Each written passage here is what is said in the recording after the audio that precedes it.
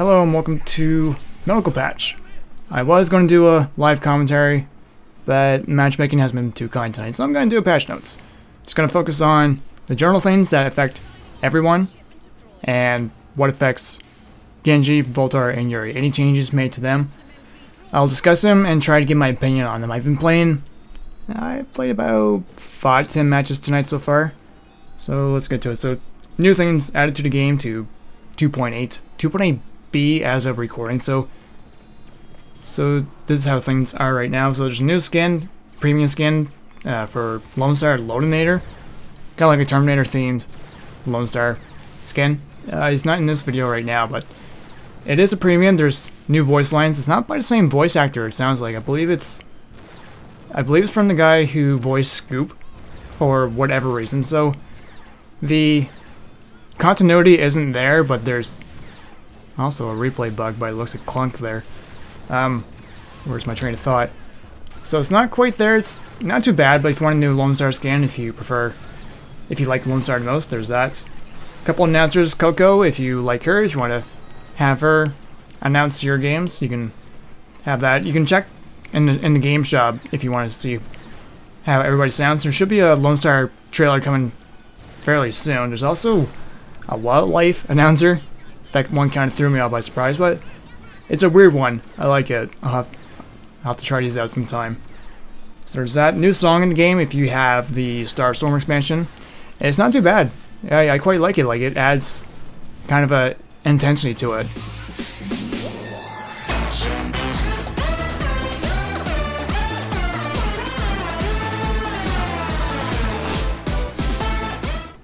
So kind of for some new things, there's the new Russian language that appears to be up and going now. And probably the best thing to be added to the game in a long time is the global chat. You can access it from the main menu.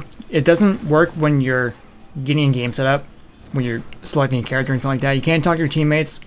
Hopefully that comes soon. However, this is a major step because you can just chat with people in the game. There's an in-game community now instead of having to go to on Steam, on the forums, on Reddit, anything like that.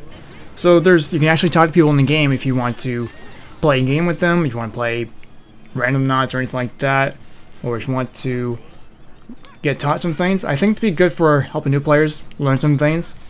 But I think this would be a good alternative to matchmaking because I just haven't had any good luck with matchmaking so far, the way it's been going. So I think it'd be a good way to pair up with some people, get some play going. So yeah, there's that. Background's different. It's kind of a more holiday themed, Christmas themed. It's kind of nice. Like, it was really nice to get into that. I was in chat for a couple hours, just talking with people. The developers were on the game for a couple hours. One of them had a game going on. We played some Randomnauts. That was a lot of fun. So yeah, the global chat has done well to bring the community together. So that's really great. Like, thanks a lot. Like, we really needed this. Moving on. New bots been added. I did mention these in the beta, so it looks like these guys have made it through. Dirtball by The Mess. Penny by Flawless Hair. Raylan by Vienko. And there's a new Raylan bot because, just to give her more realism, just to not make her aim perfect or anything like that. There's a Scoop bot by Nail Clipper. A Sentry bot by Ignotus. Skulldare bot by Harry Butchers and Hurlybird, and Yuri by Ignotus as well.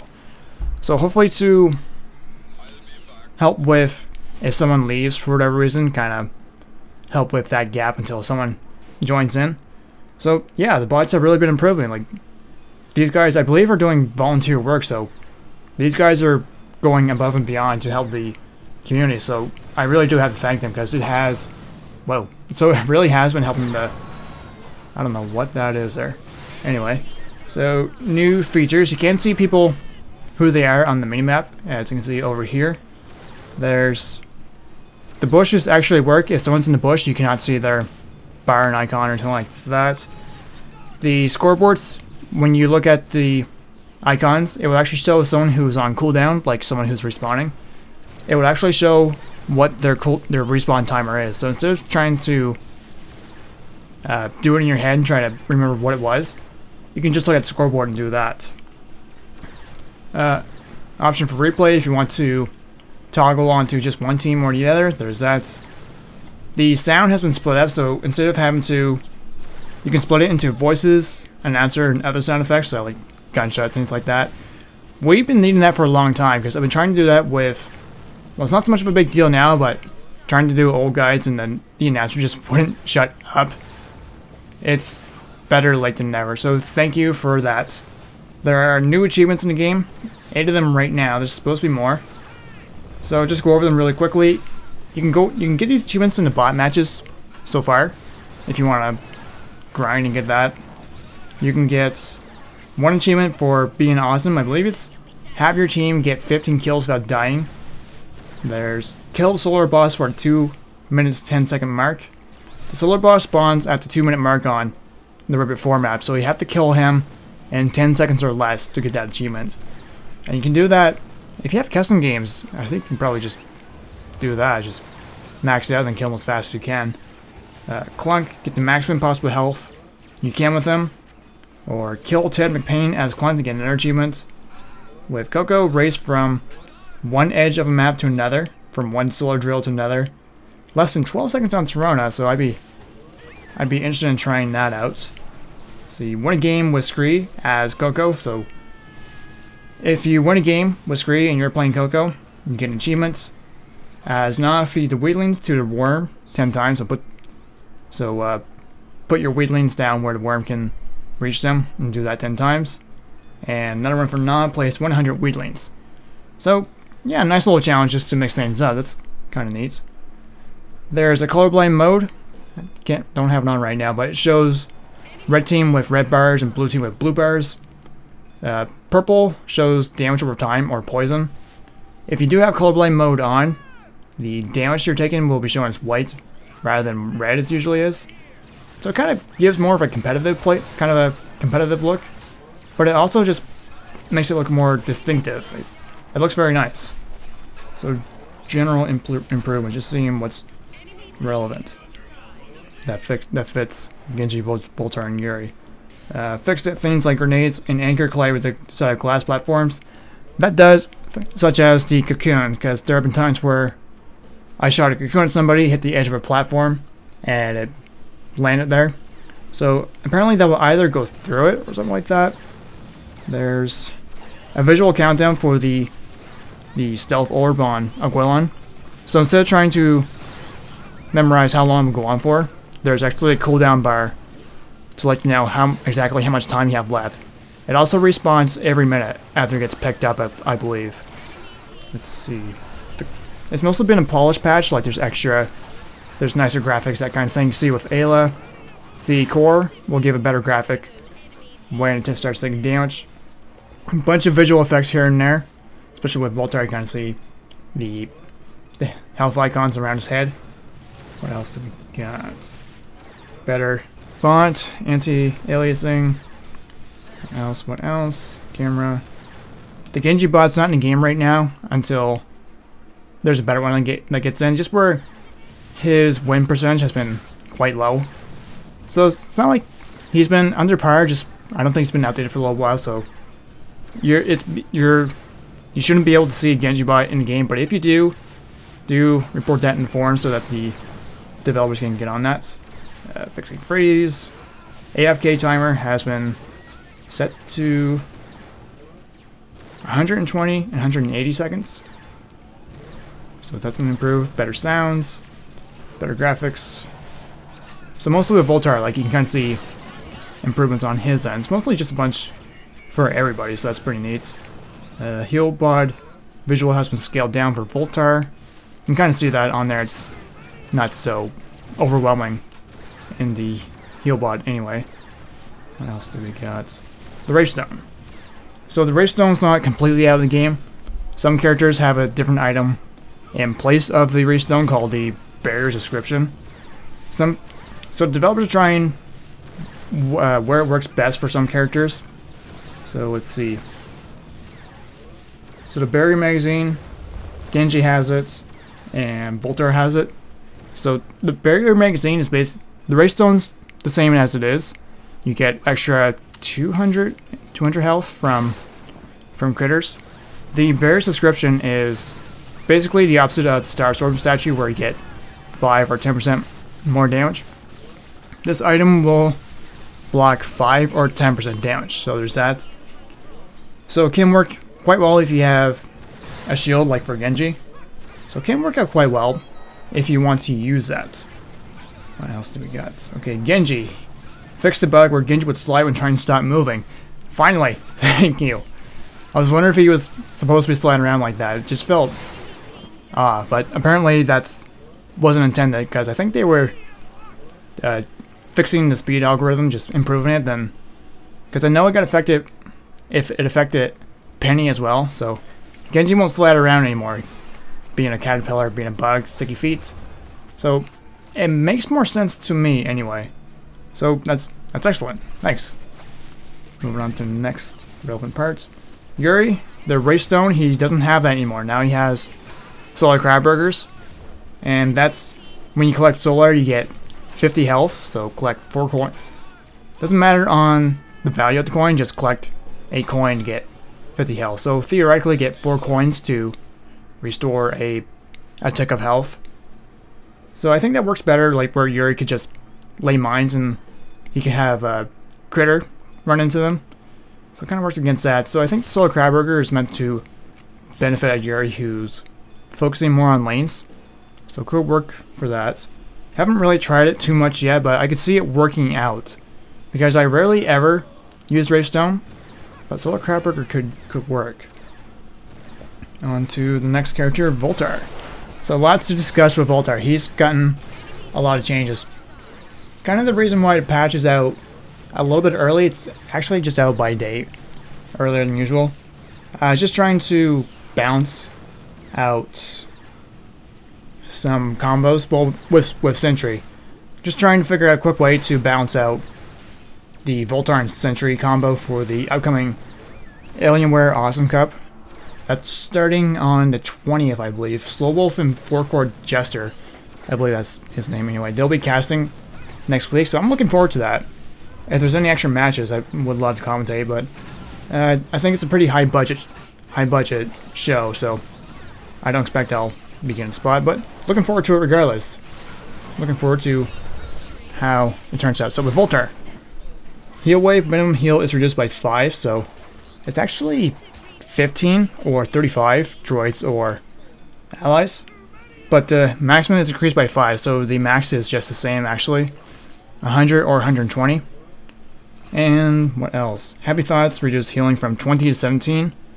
So his healing is a little bit weaker, but there are some changes to it, especially with the payout system, which I'll get to. So his healing is less effective for spamming heals anyway. It might work better if you want to charge your heal, but I've just been holding down heals and it hasn't been working. It's been working alright so far. It just depends on who my allies are.